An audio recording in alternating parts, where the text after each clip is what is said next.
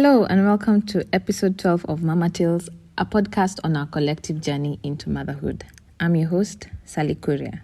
Now, I'm currently out of town. I thought I would have recorded this part of the episode much earlier in the week, but I found myself here and I didn't carry my microphone, so I'm using my phone and hopefully you can still hear me well. So this is the last episode of season 1. I don't know, it's like a bittersweet moment. I think I talked about it in the last episode where I'm proud that it's come this far, but I'm also a little bit sad that we're taking a break. It's not the end of Mama Tales, like I said. It's just a short little break and then we'll be back. So to just kind of close up this season, we will pick up from last episode with Nicole's story. Now, in this one, we will get to hear about her home birth and everything around her passion of helping moms bring life into this world. So let's continue with her story. Let's talk about your labor, because definitely you had a home birth. For me, labor started, I want to say it was 42 or 43 weeks. Yeah. I was also not counting, so I couldn't tell you like an accurate, I don't have a due date. I just knew. And then I also didn't tell people. I was just like, the baby is end of July to beginning of August. Yeah. So I was like, I have like 3 weeks. So people don't be like, oh, when is the baby coming? Is the baby here? All those questions. I was about 42 or 43 weeks and honestly, I was very unprepared for the labor. Oh, really? After all this. Yeah. So I was there, I was just chilling. I don't remember because everyone was obsessing over a birth pool because I think they were just like, how will you handle the pain if you're not taking pain meds, So everyone was like, we need to get you a birth pool, blah, blah, blah. But, I just had a feeling I wouldn't need it, So I'd be telling people like, it's fine. I can't find any, like, it's not that deep, She could come in the bedroom. She could come out like in the sitting room, and then the birth pool would be useless. Yeah. And, conveniently, I couldn't find a birth pool anywhere. Like I was even looking for those baby paddle pools. I could not find any. And then the day after I give birth, I get a notification from Instagram, those sponsored ads. Yeah. And it's like baby pool available in different sizes. I was like, well, okay. So day of comes and my best friend comes over and we're just chilling and I start getting like little contractions. I'd been getting the practice contractions for a few weeks. So I was like, okay, my body's preparing, blah, blah, blah. I was like, okay, cool. We're just chilling, we're hanging out. And then she leaves and like the contractions had gotten a bit closer. And I was like, okay, next time I see you, there'll be a baby. So I was thinking 2-3 days, And then the second she leaves, the second she leaves, 1 hour later, my contractions are coming like every 5 minutes. So I'm here with my husband and, we're chilling in the bedroom. So I tell him to start timing the contractions. And that's like his job. So we do that for like an hour and I'm on the yoga ball, just, spinning, getting the baby in position. And we're just hanging out. And yeah, so I decide I'm going to do my hair. So I started braiding my hair because I didn't want to. I didn't want to think about doing my hair after I give birth. So I'm contracting, braiding my hair. At some point, my husband sleeps. So it's just me. It's me and this baby. And at that point, I'm like, okay, fine. Maybe these are still not the real thing. I don't know why I didn't think they're not the real thing. Maybe it happens on purpose. But yeah. Really. I think so. Yeah. You kind of, for you to cope with it, you expect that, or you're just like, nah, this can't be it still. It's such a common theme also. I find a lot of women are always like, I was just like, maybe it's not the real thing. Exactly. But I also think it's because when you watch like movies, contractions seem like they're gonna like they'll mess you up. You're expecting, something to like take you out. And also those the Pitocin contractions. But yeah, so I'm just chilling. At some point my husband sleeps and it's just me and the baby. And then I climb on top of him while he's sleeping and I'm contracting. And this man is still asleep. And then it gets to like 6 a.m. I go watch the sunrise. And then that's when like things start getting intense. Like it was getting hard for me to find a comfortable position. So it gets to like 6 a.m. My husband wakes up at like 8, and then things start getting intense. Then Yani, like it's he's like, let me you do that. The 3 of us. You do that. Let me just yeah. But yeah, so it's just at some point I thought I would get in the shower. It was horrible. I hated the water. And yeah, so it gets to 6 a.m., 8 a.m. We're still contracting. Things start getting intense. I'm having a hard time getting comfortable. And then my best friend got me this home birth homeopathy kit. So it has different medicines you can take for whatever, like literally there's one for anxiety, there's one for shivering, just whatever you might face during like labor. There's a little like capsule you just pop in your mouth and you take like every few minutes as you need. It's like a home birth homeopathy kit. So it has arnica, different things that help with your body. So at this point, what happens? I am completely out of it. I could not tell you what time it was. So my husband is the one who's basically, he might be able to tell you what was happening during this time. I just remember at some point I start shivering uncontrollably, and then I start peeing, and then I vomit, and all of this is happening at the same time. So I'm like, okay, yay. I get really excited. I'm like, okay, we're getting closer. And yeah, so I throw up. I thought my mucus come out, but it hadn't. I don't know what that was. And then I thought my water broke, but I just peed myself. Oh, yeah. So yeah. I think at some point it just got. Even my husband was like, he started noticing like things are getting more. It's getting real, like I'm not just chilling, The contractions are coming back to back, because before I could have like one contraction, then I have 2-3 minutes, and we're talking, we're laughing in between. Everything's it's easier. Yeah, so we go to the sitting room. Like my husband is like, okay, I think you need a change of scenery because we're in the bedroom. We go to the sitting room, and then I just remember like I was squeezing his hand. Oh my god. Yeah. I just needed something to just redirect all that energy. So I just grabbed his hand and I was just, I would have broken it, I think. It was only fair. He slept for like half yeah, I mean, definitely. Yeah, so it gets really intense. And at this point, I remember I was just giving myself a pep talk in my head. I don't think I spoke. Like I didn't speak the whole after he slept. I don't think I spoke at all. Yeah. So I was just talking to myself in my head. I was like, okay, fine, Nicole. Every time I'd feel myself tensing, I just tell myself, breathe, breathe, breathe. So I just blow it out and then visualize like the tension in whatever area I was holding it coming out with the breath. So it make it easier. I just tell myself, okay, 1 minute. You can do anything for 1 minute. And then I just hear my husband in the background once in a while. He'd be like, you're doing great. I'd be like, okay, cool, shut up. You distracted me. I need to focus. And then at some point it gets really intense, and I just tell myself, oh my God, Nicole, if you're feeling like this now, because I'd mentally prepared for a labor that's a week long, just to give myself time. So I was like, oh, how are you going to do this for 4 more days? My husband asked me, he's like, oh, should I put some candles and some music? I just remember being like, no, stop. I was like, yo, how is that helping me right now?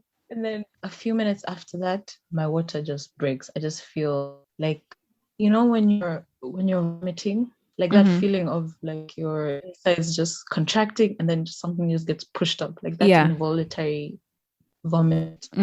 So now I feel that, but now on my uterus. So it just like it squeezes on my baby, and then it like pushed her down like really intensely. Yeah, so it did that, and I thought, okay, her head's coming, but then it was the water breaking. So I tell my husband, I'm like, I'm like, okay, what color is the water? Because I wanted to know if it had poop or anything in it. So he's like, I can't tell. So I get annoyed. And I'm like, okay, fine, give me my phone. So he hands me the phone, and then I kind of like bend over because I'm on the chair, and like I take a picture so I can like see what color the water is. So I take a picture, I check, and then I'm like, okay, fine, everything's fine. Then I'm like, okay, fine, let's breathe again. We breathe again. So I thought, okay, now my water is broken. Baby is not coming for another 24 hours. Next thing you know, something like this force just drags me to the ground. Like, I remember, I don't know if I was screaming in my head or like in real time. Yeah. Because my husband said I was very quiet. But in my head, things were hectic. So I remember I was just like, I start cussing. So I called my husband. I'm like, yo, help me get on the floor. My water broke on the couch. And I felt this intense pressure and like that vomit sensation. Yeah. It's now on my uterus.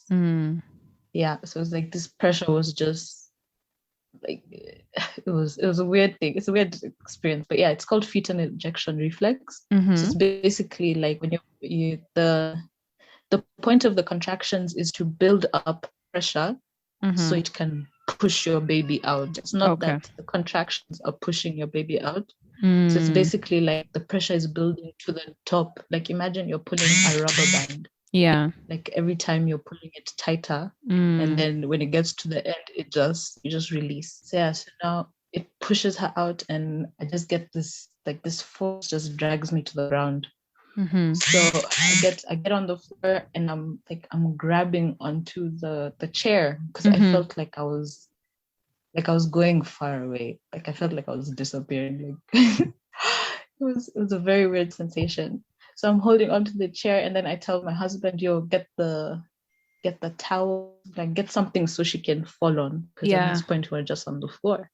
And I wasn't ready. I thought I had like another 3 days of about all of this is happening in like a span of 15 minutes. He gets the towel, what does he get? He tears, those Carrefour bags. Yeah.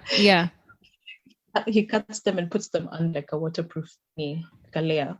Yeah. So in those 15 minutes, I just feel like this intense pressure just pushing her out. And I remember like, I was feeling it, like I could feel her head moving, like every inch I could feel it. Oh, wow. Oh. So I was feeling coming. I could feel the pressure on my perineum. Oh. And I got so upset because I was like, what if I poop? Oh. I was thinking. I was like, damn it. Now I'm gonna poop on her head. I don't know what I was thinking. I was getting very frustrated. Yeah. And then at some point I think her head comes out, and my husband is at the back, and he's on the phone with his best friend. I don't think he was expecting it either.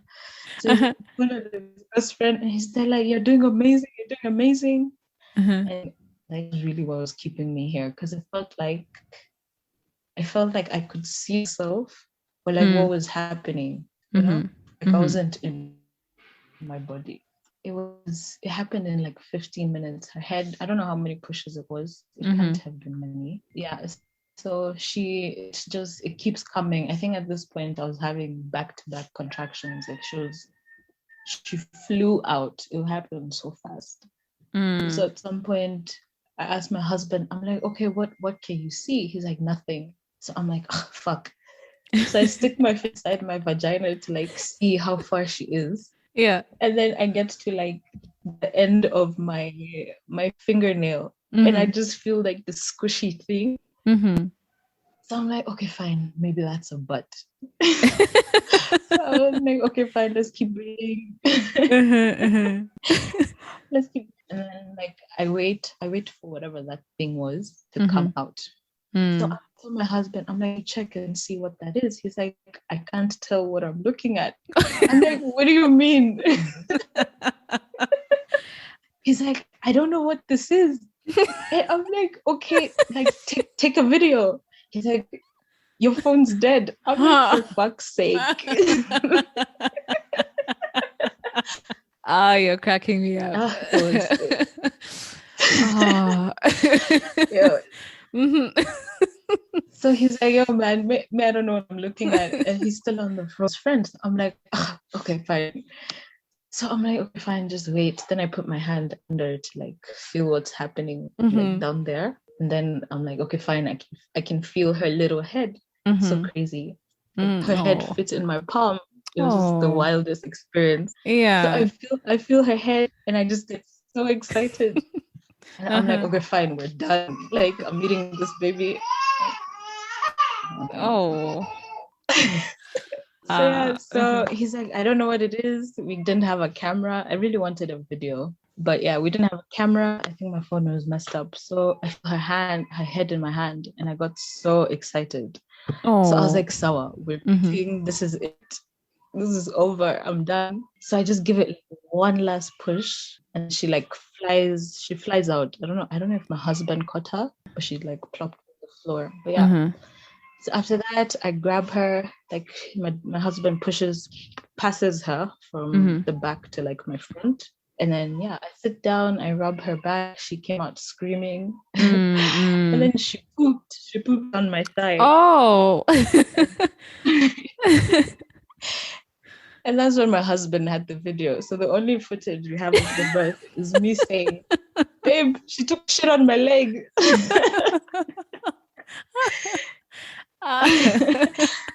Like, And, oh, you know? what a lovely moment to actually have on video.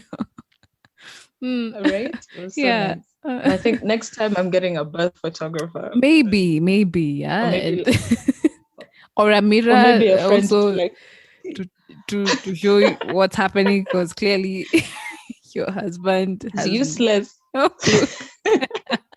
And that's interesting. So you didn't have anyone else. It was just the two of you?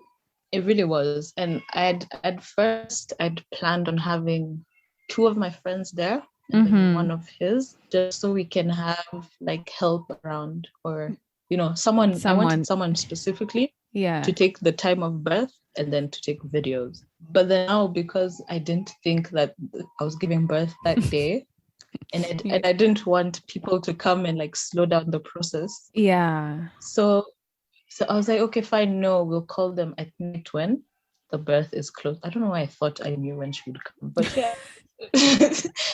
So I was like, no, we'll have them later when when things are getting real. But yeah.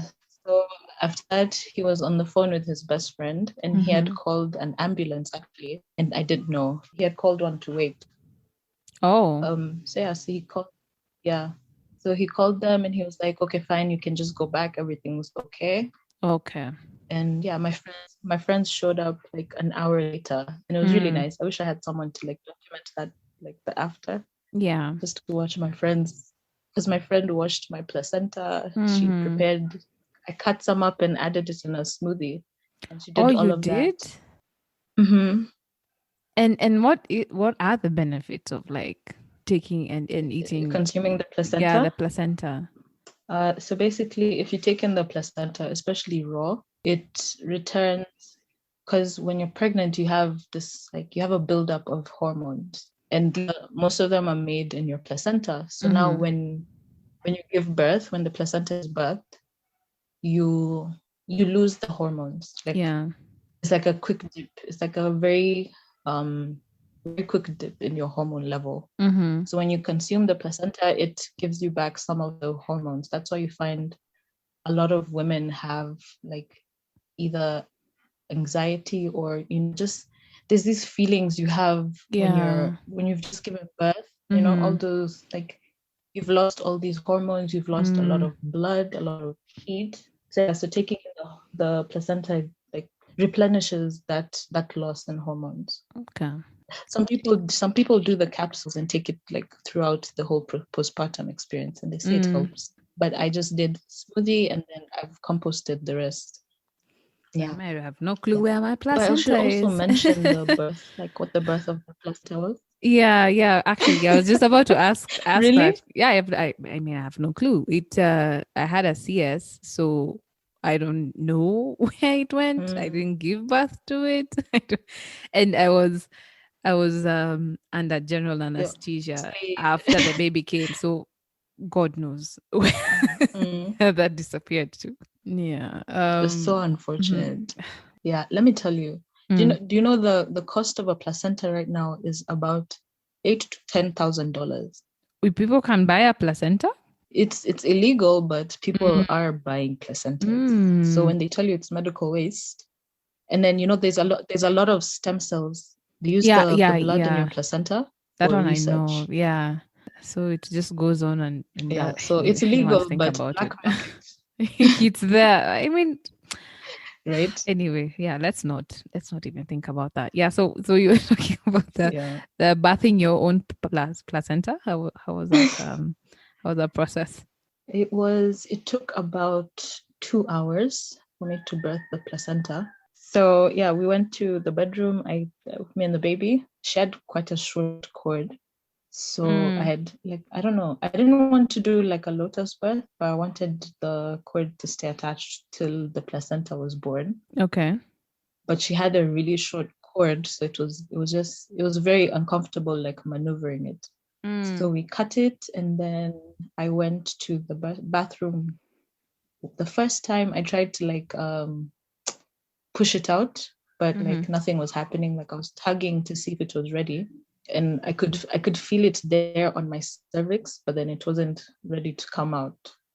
So I went back to the bed. I chilled. I tried to breastfeed. That's another thing. Yeah, my daughter did not want to feed. Like At it all? was it was getting to a point where it was a bit stressful. But she didn't like she slept though for like the first 12 hours. She was asleep. She'd like wake up Oh. like every 4 hours, but she didn't want to breastfeed. So at first I was like, okay, like I was getting frustrated, but I was like, okay, fine, it's fine, Nicole. Like she's just been born, she must be tired. Let me Yeah. just give her time to rest. So yeah, so we go, I sit down a bit, then I think I wait another hour, and then I started feeling like contractions, those like afterbirth contractions. So I go to the bathroom, I put a basin at the hole for the toilet, and like I push and cough a bit, and then the placenta comes out, and then I check to see if all the pieces are there, and to see if like all the veins are present, blah blah blah. Like just make sure it's healthy and everything. And I passed it on to my friend, who now cleaned it and whatever, and cut it up and put it in my smoothie. And yeah, that was the placenta. You must have really good friends, first of all, who really understand your journey. Because if I gave any one of my friends a placenta, I'll probably be the last time I see them. It's so funny because I didn't even ask her to clean it. She Oh, just took it because really? I birthed it, and then I put it like on my bedside table, and I was like, okay, fine, when like the baby's rested and I've like when I've eaten a bit, You'll go do I'll it. I'll go and clean it up. Yeah. Then I just found she was cleaning it, she was checking it. I don't even know if she knew what she was checking for, but she was checking it. And then yeah, she's one of those people who I think was meant to be a birth worker. Oh, yeah. She just Just has like, she has the perfect personality for it. yeah. So I just hang out with my yeah, we were hanging out, and then what happened? My husband and his friend, I think they went out to go get a drink or something. Hey, your husband, man. This And then they guy, came just back like, and it was a day we gave birth. Now we continue. he told me after he was a bit traumatized by it. I was like, yeah, I guess makes sense. Yeah. Mm-hmm. So after like something happened where I don't know, I still don't know what happened to this day, Mm-hmm. but someone somewhere said that my placenta wasn't coming out. And then my mother-in-law found out and rushed here, and she got here at like 7 p.m. And I think she was expecting to like see like a war zone or something, Yeah, like a crime yeah. scene. But she just found me and my baby sleeping in bed, Mm-hmm. and but I think she was still panicked, so she was like, "Let's go to the hospital." And like looking back now, I wish I said no, because I had intended to go to the hospital the next day. Yeah. Yeah, so we get there, and everyone's panicking, and it was just before curfew. We get there, my mother-in-law is panicked and she goes to the hospital. She's like, yo, can you check on my kid? Sally, tell me these guys didn't even want anything to do with her. Oh, Like, really? yeah, they took what did they do? They measured her weight, right? Uh-huh. And they were like, sour. The guy's like, okay, fine, she's 3.1 kgs. He gives me back the baby. Uh-huh. My mother-in-law is like, what else are you going to do? There's nothing. So he's like, madam, hakuna kitu tunafanya. She's fine. Then she's like, oh, you don't even want to take her height or anything. He looks at my baby, and then I don't know if it was because it was almost curfew. Yeah, He was maybe the like, guy was just over it. not really. Yeah. Yeah. He looks at my baby. He's like, no, not really. Then they're like, okay, fine. They give me back the baby. They're like, yeah, you go now, get checked up.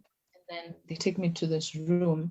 Mind you, it's like the middle of July, so it's cold as fuck. Yeah. I have this like brand new baby, and I was just like, and I'm still recovering from giving birth, so I'm just, I'm still kind of out of it. They put me in this room alone. They leave me with the baby. They put her on a bed, and then they put me on this like, I don't know what it's like a bed, but then you put your feet up. There's a place to like rest your feet. I don't know what it's called. They make me lie there, and then they put my baby on that bed, and then these guys, they go for like an hour. Okay. Mind you, they had been lecturing me about how, oh, madam, do you know what you did is dangerous? I don't know what. I'm like, okay, if it's such an emergency, where are the people? So they leave me for like an hour, and then this nurse comes in, and she's like, oh, you're here. I'm like, what do you mean? What? Honestly. And then I'm like, and then they had left the window open. So I'm like, it's cold and I'm shivering, Yeah. So I'm like, yo, can you close the windows or like bring a heater or something? Then she looks at me and she's like, sour. And then she goes again. She comes back like 15 minutes later with those floor heaters. Yeah. And then she's like, oh, she tells me they took this from a baby in the what's it called? The place that they put the Nursery? kids.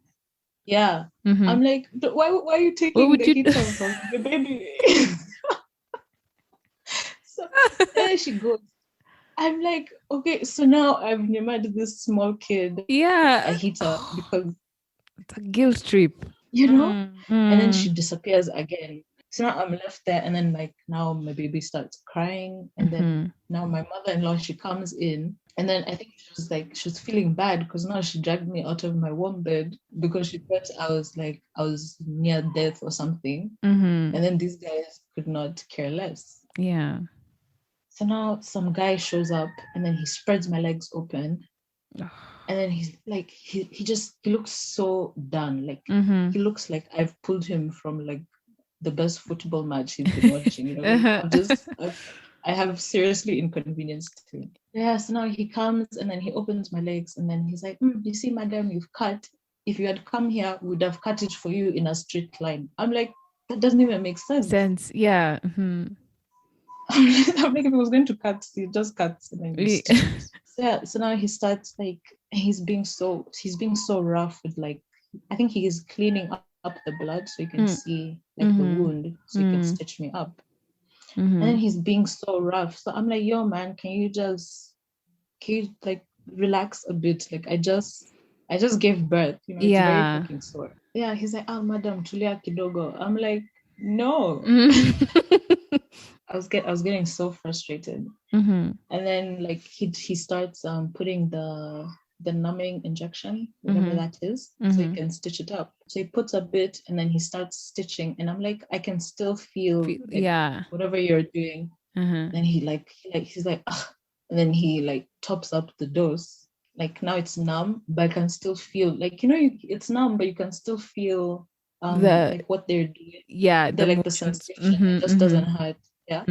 So I can just feel like he's being so rough, right? And then they start talking to each other about how they were just treating a patient with COVID. So I'm like, this is not happening. No, that's not what you want to hear. Oh my God. Mind you, these guys don't have masks. They don't have I didn't see him change his gloves when he got in. I think he came in with gloves. So I'm just there like, oh my God. I'm so sorry. Like, I look at that hospital now whenever I'm driving by, and I'm just like, you know what, guys, never Never. again. I'm not going Never. back there. It's so messed up. And Mm, my daughter, like, she starts like get crying, but I'm yeah. being like stitched up, so I can't really do anything. So now the nurse is like, Madam, mtoto yako analia. I'm like, really? Really? Like I Is didn't she? notice. Oh. I'm like, thanks. Uh-huh. So I don't know. I don't know what she does. She leaves. So I think she went and called my husband. So now my husband is like, okay, can I get some diapers? Because we were dragged out of the house. I don't have a hospital bag. I didn't have, I didn't have the things you need for a hospital. So my husband asked for a diaper and they said that they don't have. So That's a I'm like, lie. you guys help people give birth, but you don't have diapers. That's a lie. It's a big lie. Right? Mm. It was just the most frustrating experience ever. Yeah.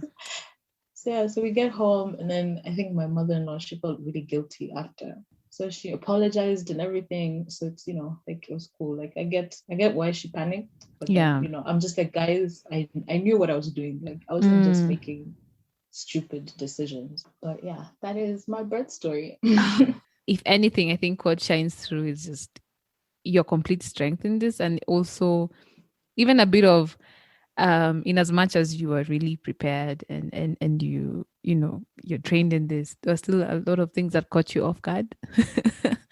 You can So never be you can prepared. never really truly be prepared with all of this. Mhm. So that's, I know that. Thanks for sharing that. That was really amazing, and you had a pretty awesome bath. I'm excited for the next one.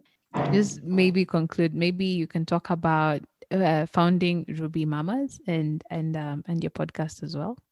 Okay. Mm-hmm. Oh, can I add one more Yeah, thing? sure. So, like when I got pregnant, Mm-hmm. I was like, you know what? Let me aim for like the highest. That's where Mm-hmm. if it doesn't get there, at least everything below is like, it's still pretty decent. So Uh-huh. my plan was because the in Watamu in Mm-hmm. July the whales go to the creek to birth. Mm-hmm. So I was like, Nicole, why not go give birth with the whales? So I was like, Uh-huh. so I was like, Sawa, that is like Uh, everything goes the way I want. I will be uh-huh. giving birth In with what some time? whales. Yeah. Mm-hmm. So everything under that, I was like, Sawa, I'll take it.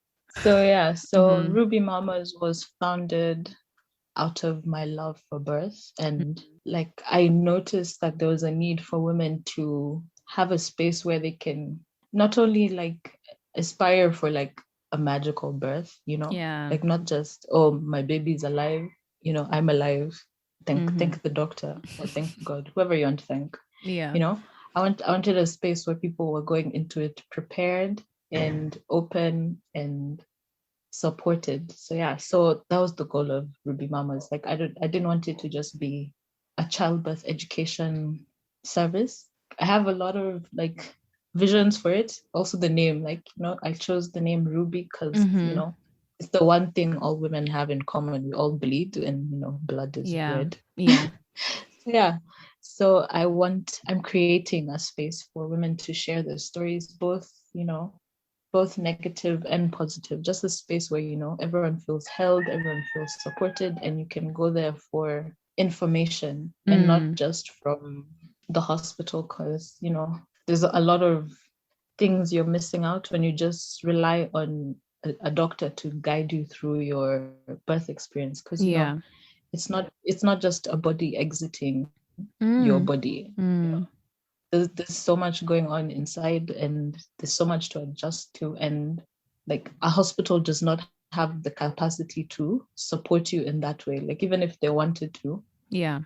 they just can't. Like it's not something they can comprehend. So I Mm-hmm. just wanted to be a space for women to just come together and support each other and go back to how it was before, Yeah. where people are excited to have children, where you're not Mm. raising a child by yourself, you're not going through the journey alone. And yeah, and that's how also the podcast was born, because Mm-hmm. that's how I found out about, this different way of giving birth through Yeah. podcasts. Mm-hmm. And stories are important, as much as people want to do the whole credentials, degrees, blah, blah, blah. There's a lot that's left out, especially in an experience like this. You can't put every woman's birth experience into a textbook, and you can't limit one woman's birth experience to the textbook, because we're all so different. You can't expect like the birth to be any different. Like, no birth is the same. So yes, I just wanted a space where women can come here, birth stories where the woman isn't being assaulted or traumatized or doesn't have like control in their experience, whether it's like you're choosing to have a baby in the hospital, at home. I just want you to know that there's people, like, for it to be a conscious choice, for you to know that I chose to go to the hospital, or I chose to have this baby at home. It's not that, or I'm just doing this because that's what my mom said, or this is what I know. Just you don't have options if you don't know your options. It can't be, I chose this, but you only have one choice or two choices. So that's the goal of the podcast. I think if I was to say one last thing, it would be birth is not scary, and it is scary, but there's nothing wrong with doing scary things. You can do scary things, but just trust yourself and just have courage to back yourself, to back your body, to back your baby, and of course educate yourself as well, and find people who support you. Stay away from those people who be like, oh, my auntie had a C-section and the baby didn't, all those stories. It's not what you need when you're preparing. And if you'd like to contact me, my Instagram is ruby.mamas and my email is rubymamas14@gmail.com. Actually, maybe one more question before we complete. After having your experience, did you, at least with labor, birth, and pregnancy, is there anything new that you learned that you're now going to use with your clients? Did it add some perspective to you? Yes, I learned. I learned that if you can get like a pillow for your butt, like a donut pillow, it will save your life. And also get some herbs for your postpartum and steam. I feel like, because I think that was what helped me like end the bleeding so quick, because I was done bleeding after 8 days, I think. So I think it's sitting in the sitz bath and also herbs. I was also taking red raspberry leaf tea. And also if you can find herbs that help with, healing wounds, that would be very helpful. I think, that's one thing I learned. I am so glad I got to meet Nicole and got a chance to hear her story. It's one of those ones that like remind you to just trust yourself and trust your gut. Listen, her story might be different from a lot of people, and that doesn't mean that it's wrong. It also doesn't mean that it's right and the only way that we should give birth. I think what I got from it is that we should always strive to create an environment where we have a positive birth experience, no matter what way you end up doing it, right? So like raise the bar a little bit higher than we both made it out alive, I think that was such a cool way to just think about things and realize that, like as she said earlier, pregnancy is a state of wellness. You're not sick. In fact, you're just empowered, right? You're bringing an entire new human being here. So it should be given the respect that it deserves. So I think I'll just wrap this up here. But I wanted to say one thing before I go. A big thank you to you. Like, honestly, if you weren't here listening to this podcast, I'd have no reason to be right now hiding in a closet in a very hot room because I can't turn on the AC because of the background noise on Saturday morning when this episode should be going up, just so that I can keep up with what you need and what you're looking for. You're the reason this season has come this far. You're the reason I wake up and do this. So thank you so much. Please feel free to share this podcast with anyone. Take some time to listen back to it if you want to. And also, as I prepare for season 2, I would really appreciate any sort of feedback that you have. Whether you've listened to just one episode or you've listened to the whole entire thing, it's pretty all right. I accept any kind of feedback that you have so that I can make season 2 bigger and better. So if you want to reach out to me, you can do so on Instagram at Mama Tales Podcast, or my personal Instagram, that's at Salimogore. You can also find me on email at mamatillspod@gmail.com.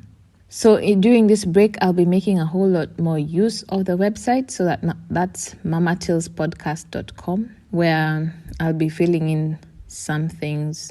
I'll probably talk about it on social media once I get it ready. But yeah, let's meet over there and continue spreading the joy of motherhood. All right, until next time. Bye.